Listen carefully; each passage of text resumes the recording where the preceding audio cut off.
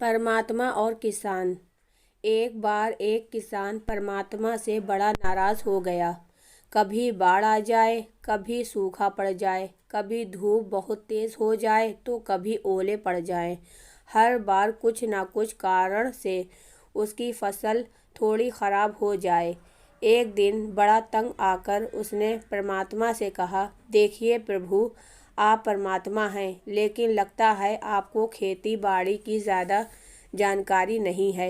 एक प्रार्थना है कि एक साल मुझे मौका दीजिए, जैसा मैं चाहूँ वैसा मौसम हो, फिर आप देखना मैं कैसे अन्न के भंडार भर दूंगा।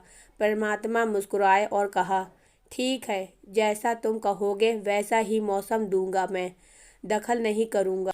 किसान ने गेहूं की फसल बोई। जब धूप चाही तब धूप मिली, जब पानी तब पानी, तेज धूप, ओले, बाढ़, आंधी तो उसने आने ही नहीं दी। समय के साथ फसल बढ़ी और किसान की खुशी भी, क्योंकि ऐसी फसल तो आज तक नहीं हुई थी। किसान ने मन ही मन सोचा, अब पता चलेगा परमात्मा को कि फसल किसे कहते हैं। बेकार ही इतने बरस हम किसानों को परेशान करते रहे। फसल काटने का समय भी आया।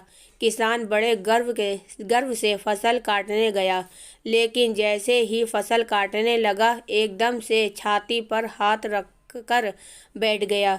गेहूं की एक भी बाली के अंदर गेहूं नहीं था। सारी बालियां अंदर से खाली थी। बड़ा दुखी होकर उसने परमात्मा से कहा, प्रभु ये क्या हुआ? तब परमात्मा बोले, ये तो होना ही था। तुमने पौधों को संघर्ष का जरा सा भी मौका नहीं दिया।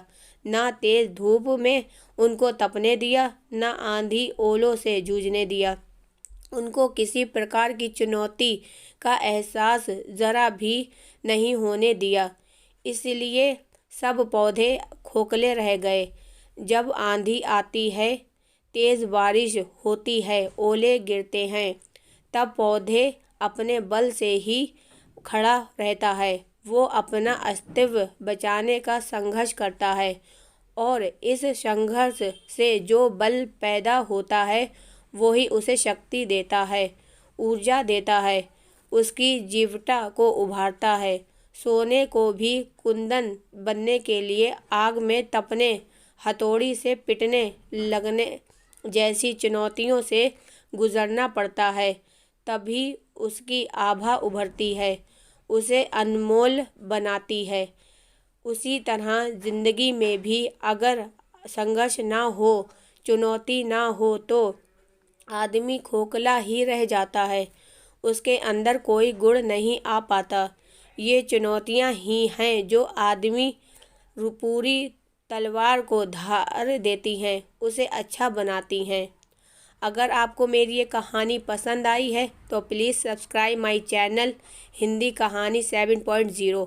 अभी तक आपने मेरे चैनल को सब्सक्राइब नहीं करा है तो अभी करें, @ हिंदी कहानी 7.0।